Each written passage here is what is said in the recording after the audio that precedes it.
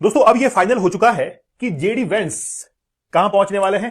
इस्लामाबाद के अंदर पहुंचने वाले हैं और वहां पर बातचीत होगी किसके साथ में। कह रही जिब्राइल अलैहिस्सलाम भी आ जाएंगे ये कहने के लिए कि पाकिस्तान ने वॉर रुकवाई है, तो मैं कहूंगी no sir, no, it's a lie. Vice president आएगा पाकिस्तान में, आर्मी हेडक्वार्टर में बातचीत होगी, टेबल पे बैठा हो और हम कहां हैं?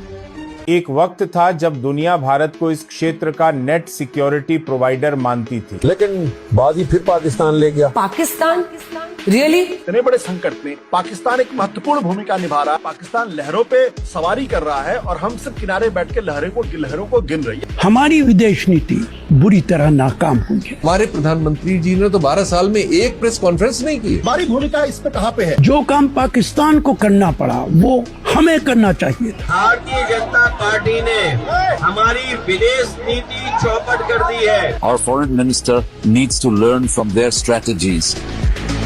दोस्तों ये जो खबर आई है ये सुन लीजिए। पाकिस्तान ने अमेरिका और ईरान के बीच छिड़ने वाला युद्ध रोक दिया है, दुनिया को हिला देने वाला कदम। पर क्या ये हमारे लिए जीत है? सीज़फायर हुआ है, उसको लाने में पाकिस्तान ने जो रोल अदा किया है वो हमारे लिए चिंता का विषय है। एक ऐसा देश लगता है कि विश्वगुरु ये बन जाएंगे अगर मीडिया में 4 बार 10 बार चिल्लाएंगे कि हम विश्वगुरु हैं। इस वक्त If you saw Donald Trump's latest tweet crediting Pakistan with stepping in to end the Iranian war, look at Donald Trump's latest statement crediting Pakistan's leadership for Bharat में मजाक तो बनाया जाता है कि पाकिस्तान ये है, पाकिस्तान वो है, लेकिन पाकिस्तान को डिप्लोमेटिक एज तो मिला ही है ना, इसमें तो कोई शक वाली बात नहीं है। क्या मजाक कर रहे हो? देखिए आप बहुत अच्छी मैं नहीं मानती इस बात को। दुनिया का कोई आदमी ऊपर से, मैं कह रही हूँ जिब्राइल अलैहिस्सलाम भी आ जाएंगे ये कहने के लिए कि पाकिस्तान ने वॉर रुकवाई है, तो मैं कहूंगी no sir, no, it's a lie. आप बहुत अच्छी एंकर हैं, बहुत पॉपुलर है, करोड़ों फॉलोअर्स है, सुनते हैं आपकी। आज कम से कम इस सरकार के निकम्मेपन को अपने आवाज की ताकत मत दीजिए और इस सरकार को एक्सपोज करिए। आप विवेक देश के लिए एक्सपोज करिए। बुद्धिहीन बातें मत कीजिए। ईरान में बैठ और करके इजराइल कुछ नहीं कर पाए और अमेरिका का वो कर गए, पाकिस्तानी हम नहीं कर पाए। नहीं है जिसको कटोरा लेकर जो काम ये करना सब कहानियां है हैं वो मैडम। करे। ये कहानियां ये मुझे मत सिखाइए। आप कहां थे? आप क्यों नहीं थे ईरान के साथ? क्यों नहीं खड़े थे ईरान के साथ? क्यों डरे हुए थे आप डोनाल्ड ट्रंप के साथ? क्यों बेइज्जत हो रहे थे रोज? क्यों गए थे अवार्ड लेने इजराइल के अंदर? ये आदमी खड़ा था सद्दाम हुसैन के टाइम पर। आज बड़ा आपको यहाँ छाती पीटने का टाइम मिल रहा है। हाँ, ईरान में खमेनी के टाइम पर हम खड़े हो जाएं, लेकिन कर्नल गद्दाफी से लेकर वो सद्दाम हुसैन को मारने तक कोई यहाँ पर उफ तक नहीं निकल पाया था। IAEA में वो जब ईरान के खिलाफ आप वोट कर रहे थे, शर्म भी नहीं आती आपको? और बदतमीजी अलग करते हैं यहाँ पर आप कर्नल। देखिए सबसे पहली बात तो ये जो प्रिटेक्स्ट है, ये जो इन्होंने जो निकाला है कि भाई हम नहीं कुछ कर पाए, तो हम क्या करने निकले थे? क्या हम निकले थे? क्या हमने जिम्मेदारी ली थी? पहले आप ये बताइए। नहीं, यही तो मैं रो रहा हूं ना। तो इसलिए फिर जब हमने इम्तिहान देने के लिए नहीं बैठे तो आप उसमें विफल कैसे? अरे तो सर इस बात का तो रोना बना लो कि बच्चा इम्तिहान में बैठ नहीं गया। नहीं तो हम नाम है कहीं मैं फेल हूं, पास हूं, किसके साथ हूं? नहीं, जो इम्तिहान हम दे रहे थे उस इम्तिहान में हम अव्वल निकले। सर कौन सा आपका इम्तिहान? यार हम बस एक सेकंड बस कर्नल, एक सेकंड। एक तो बच्चा नहीं है, भारत बाप है। नहीं तो फिर एग्जाम भी मत बोलो। एग्जाम भारत बाप है। मैं डायलॉग मार रही हूँ और मारूंगी। बाप है, बच्चा नहीं है भारत। एग्जाम्पल फिर और कुछ निकम्मों को झेल रहा है भारत बच्चों के तौर पर। That's also true. Okay colonel, now finish and then Anand Ranganathan, Tehseen Poonawalla. हाँ, जो हम टॉस लाइकली इन पाकिस्तान, वहां में लीड, वहां से वाइस प्रेसिडेंट आएगा पाकिस्तान में, आर्मी हेडक्वार्टर में बातचीत होगी, टेबल पे बैठा हो और हम कहां हैं? हम कहां हैं? पाकिस्तान का कद छोटा होना चाहिए सिंदूर के बाद या बड़ा होगा? क्या हुआ?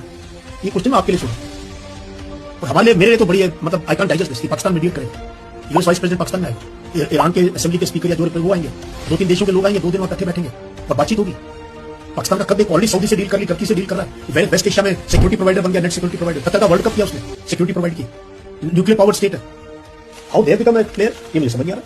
मुझे समझ तो आ रहा है बट मैं आपको बता नहीं सकता। ये देखो संदीप अध्वर्य ने पाकिस्तान पे कितना। दोस्तों ये जो खबर आई है ये सुन लीजिए। पाकिस्तान ने अमेरिका और ईरान के बीच छिड़ने वाला युद्ध रोक दिया है, दुनिया को हिला देने वाला कदम।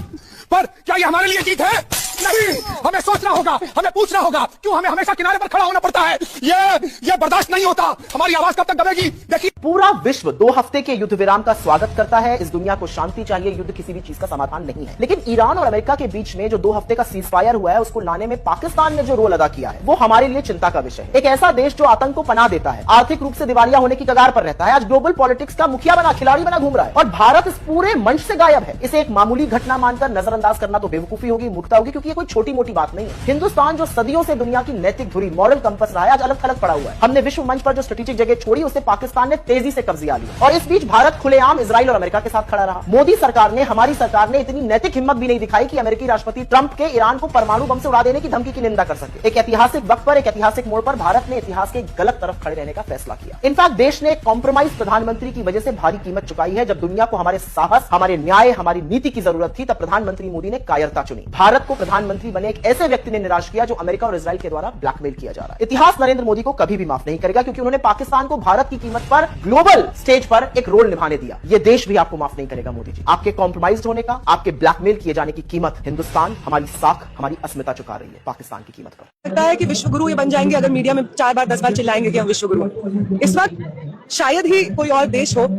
जो कि ना तो रेजिस्टेंस के सही साइड खड़ा है और साम्राज्यवादी ताकतों के साथ भी खड़ा है, तो उसको सिर्फ जिल्लत मिल रही है। हिंदुस्तान उन देशों में से है। हिंदुस्तान फिलिस्तीन के साथ खड़े होने में नाकामयाब रहा, हिंदुस्तान ईरान के साथ खड़े होने में नाकामयाब है, हिंदुस्तान वेनेजुएला के साथ खड़े होने में नाकामयाब है। तो वो जो जब इतिहास का हिसाब होगा और ये पूछा जाएगा कि इतिहास के सही तरफ कौन खड़ा था और गलत तरफ कौन खड़ा था, तो हिंदुस्तान को इस मौजूदा सरकार की वजह से गलत तरफ, इतिहास के गलत तरफ खड़ा किया जाएगा। तो आपको कभी हिस्ट्री अपहोल्ड नहीं करेगी और जिनकी आप गुलामी कर रहे हैं, जिनकी चाटुकारिता कर रहे हैं, जिनके सामने अपनी नाक रगड़ रहे हैं, वो अमेरिका, वो ब्रिटेन, वो यूरोपियन राष्ट्र आपकी इज्जत नहीं करते हैं। जब आप ऑपरेशन सिंदूर का डमरू पीट रहे थे, ढोल पीट रहे थे, उस वक्त ट्रंप ने आपकी बेइज्जती करते हुए ये बोला कि उन्होंने आपके और पाकिस्तान के बीच में सुलह करवाई है। आप कहते रह गए कि नहीं, ये हमारे आपसी बातचीत से हुआ है, और ट्रंप ने बार बार इस चीज को कहा कि मैंने बताया, मैंने सुलझाया इस युद्ध को, मैं, ये दोनों ही मेरे ट्रेड पार्टनर्स और मैं चाहता था कि इनके साथ कुछ गलत ना हो, तो मैंने इसको सुलझाया। ट्रंप ने ऐसा बोला। ट्रंप ने आपको इजाजत दी है कि इतने बड़े ऑयल क्राइसिस के बीच में आप रशिया से ऑयल खरीदे।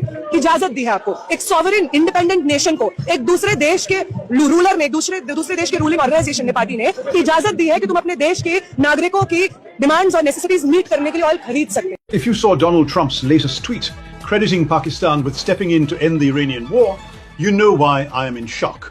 It feels like a massive strategic failure by the Indian government.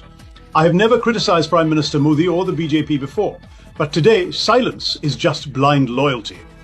The harsh reality is that Pakistan is taking center stage, rebranding itself as a global net stability provider. Meanwhile, India is bleeding diplomatic capital and rapidly losing its influence on the world stage. And what is our country focused on? The entire nation is distracted, cheering for movies like Dhurandhar 2. We are celebrating cinematic fantasies while losing in the real world. I'm speaking out today because we can no longer afford to be distracted while the global order shifts against us. Hello and welcome. Let's talk about India's great diplomatic blind spot. If you want to see how rapidly the geopolitical chessboard is shifting, look at Donald Trump's latest statement crediting Pakistan's leadership for de-escalating the Iranian conflict. Let that sink in. Islamabad is suddenly occupying the global center stage. The world is actively rebranding Pakistan as a net stability provider. And where exactly does that leave India? For years, New Delhi prided itself on being the undisputed net security provider of this region. Today, we are losing that title. We are looking increasingly isolated, sidelined in the very international arena we claim to lead. The narrative has flipped. Our diplomatic establishment has been caught sleeping, and frankly, we are being left behind. दोस्तों, अब यह final हो चुका है कि JD Vance कहां पहुंचने वाले हैं? इस्लामाबाद के अंदर पहुंचने वाले हैं और वहां पर बातचीत होगी किसके साथ में? ईरान के साथ में। जेडी वेंस के वहां पर जाने से भारत को क्या फायदा मिल सकता है? खास बात यह भी है कि क्या यह पीस टॉक जो इनके बीच में हो रही है वो सक्सेसफुल हो पाएगी, क्योंकि यह माना जा रहा है कि जेडी वेंस आगे आने वाले समय के अंदर अमेरिका के राष्ट्रपति बन सकते हैं। देखिए, यह राजनीति है और राजनीति के अंदर कोई भी सगा नहीं होता है। राजनीति के अंदर कब अपना करीबी अपनी कब्र खोद दे पता नहीं चलेगा। जेडी वेंस के द्वारा अब यह कहा जा रहा है कि बस ये मान के चलिए कि राष्ट्रपति वो बन ही जाएंगे। हो सकता है कि कोई राजनीतिक दांवपेच हो जिसके तहत जेडी वेंस अब राष्ट्रपति बनने के लिए जा रहे हैं। अब उन्होंने क्या दांव चले थे? क्या वाकई में उन्होंने डोनाल्ड ट्रंप को जिस चीज के लिए साबित करना था वो कर चुके हैं? क्या पूरी दुनिया के साथ में सामने डोनाल्ड ट्रंप को बेवकूफ करार देना था, दे चुके हैं? Vice president JD Vance will lead a US delegation to Pakistan this week.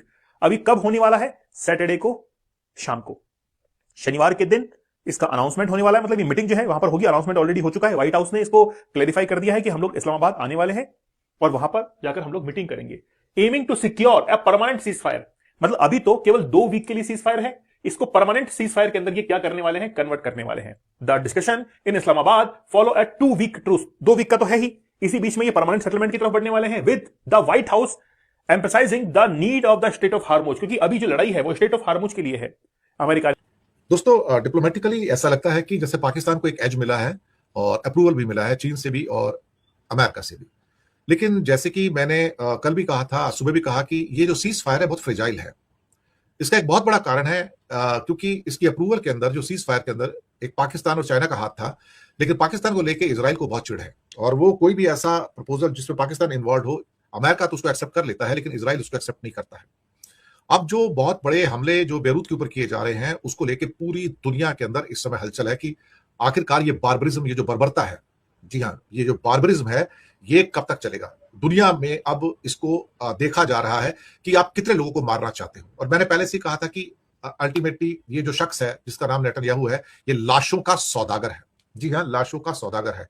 और अब ये लिटानी नदी तक पहुंचने के लिए, यानी कि जो उसके साउथ का सारा एरिया है जिसे साउथ लेबनान भी कहते हैं, उसको अब इजराइल में मिला लेना चाहता है ताकि वहां पर कोई भी ऐसी हिजबुल्लाह की जो वसाहतें हैं उसको खत्म कर दिया जाए। लेकिन बैरूत तो नॉर्थ में पड़ता है, आप बैरूत को क्यों नाश कर रहे हो? ये कहना कि बैरूत पे हिजबुल्लाह के अड्डे हैं तो सैकड़ों लोगों को मार दिया, हजारों लोगों को मार दिया, वहां पे बच्चों की मौत हुई है, वहां पर सैकड़ों बच्चों की मौत हो चुकी है अब तक। लेकिन शायद इस आदमी के ऊपर लाशों का और खून का कोई असर नहीं होता है। जी हाँ, पहले की बात है कि किसी अमेरिकन थिंक टैंक के चीफ को पूछा गया था, भाई इंडिया को यूएनएससी की परमानेंट मेंबरशिप चाहिए, वीटो पावर चाहिए, तो क्यों नहीं देते? तो कहते इंडिया का क्या कोई पक्ष है क्या इंडिया का किसी सब्जेक्ट के ऊपर कोई व्यू पॉइंट है क्या? आपकी ढुलमुल नीति है, कभी आप लेफ्ट में जाते हो, कभी राइट में जाते हो, कभी कहते हो हम भी शांति का पक्षधर हैं। शांति का पक्षधर होने का मतलब क्या ये होता है कि आप जुल्म के खिलाफ नहीं बोलोगे? क्या इसका मतलब ये होता है ना? यानी कि कोई आदमी कत्लेआम कर रहा है गजा में जाके, 80,000 लोगों को मार देता है, 20,000 बच्चों को मार देता है वहां पर, तो आप चुप रहोगे? इसको स्ट्रेटेजिक साइलेंस बोलते हैं। सोचने वाली बात है ना, ये शांति का पक्षधर है क्या? एक आदमी बैरूत में जाके सैकड़ों बच्चों को मार देता है अभी, और आप कहते हो कि नहीं नहीं हम तो शांति के पक्षधर है। आप किसके पक्ष में हैं? दुनिया को पता है ना कि आप जालिम के साथ खड़े हैं। हम भारत नहीं खड़ा है, भारत की सरकार खड़ी है। तो अगर आप कत्लेआम करने वालों के साथ में खड़े हैं, जेनोसाइडर के साथ में खड़े हैं, अगर आप मानवता के हत्यारों के साथ में खड़े हैं और सरकार खड़ी है, तो फिर क्या होगा? और मोदी जी नेतन्याहू को संदेश देते हैं इस युद्ध में हम मजबूती से आपके साथ खड़े हैं। तो फिर ईरान के साथ कौन खड़ा है? आपने फैसला कर लिया कि आपको कातिलों के साथ खड़ा होना है, आपको मानवता के हत्यारों के साथ खड़ा होना है, तो फिर क्या है? तो ऐसे मामले में भारत में मजाक तो बनाया जाता है कि पाकिस्तान ये है, पाकिस्तान वो है, लेकिन पाकिस्तान को डिप्लोमेटिक एज तो मिला ही है ना, इसमें तो कोई शक वाली बात नहीं है। इसमें आप जो भी कहना चाहो, लेकिन मैं कल से रात से कहता आ रहा हूं कि जो सीज फायर है ये बहुत फ्रेजाइल है। ये नहीं चल नाम पे कि मैंने वहां पे हिजबुल्लाह का चीफ खत्म कर दिया, उसका भतीजा मार दिया, उसका भांजा मार दिया, उससे कुछ नहीं हो जाएगा। और अभी जो कल परसों मीटिंग होने जा रही है इस्लामाबाद के अंदर, क्या वो मीटिंग होगी? क्या वो मीटिंग होगी? ये सोचने वाली बात है ना। इसके अलावा मैं और क्या कह सकता हूं? और मुझे लगता है कि कुछ चीजें ऐसी हैं जिसको हम सबको शायद समझने की जरूरत होगी और अच्छी खासी समझने की जरूरत है, लेकिन हम शायद क्या उसको समझ पा रहे हैं? दूसरी बात, भारत का यह कहना कि हॉर्मुज का रूट ओपन होना चाहिए और वहां किसी को पैसे नहीं वसूलने चाहिए, क्या भारत के पास वो पावर है कि वो रोक सके उसको?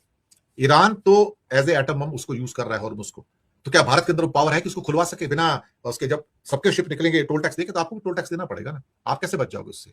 आपके कहां बचने के चांस है? और भारत में इतनी बड़ी डिप्लोमेटिक पावर तो है नहीं कि वो इजराइल के ऊपर या फिर अमेरिका के ऊपर और या फिर किसी और देश के ऊपर या ईरान के ऊपर ओवर पावर कर सके। हमारे पास तो कोई पावर ही नहीं है। हम तो डिप्लोमेटिकली आइसोलेटेड कंट्री है, हमें कोई पूछता ही नहीं है।